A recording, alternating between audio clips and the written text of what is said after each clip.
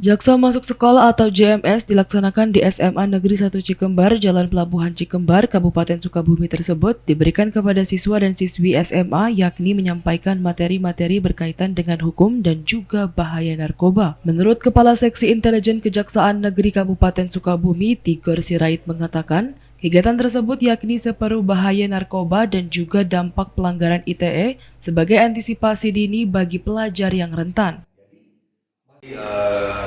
Kejaksaan Negeri Kabupaten Sukabumi melalui bidang intelijen pada tanggal 9 November tahun 2022 melaksanakan kegiatan program Jaksa Masuk Sekolah yang dilaksanakan di SMA Negeri 1 Cikembar.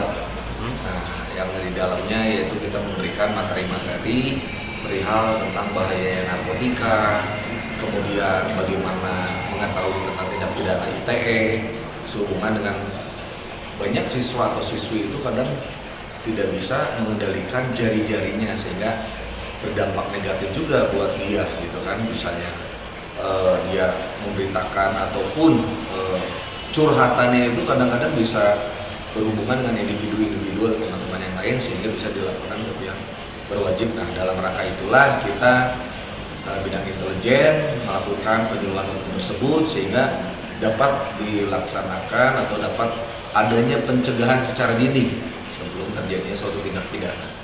Sementara itu, jaksa masuk sekolah saat ini masih dilakukan di tingkat SMA dan akan berlanjut ke tingkat SMP. Dari Cibadak, Kabupaten Sukabumi, Muhammad Ujang Hiriaman melaporkan.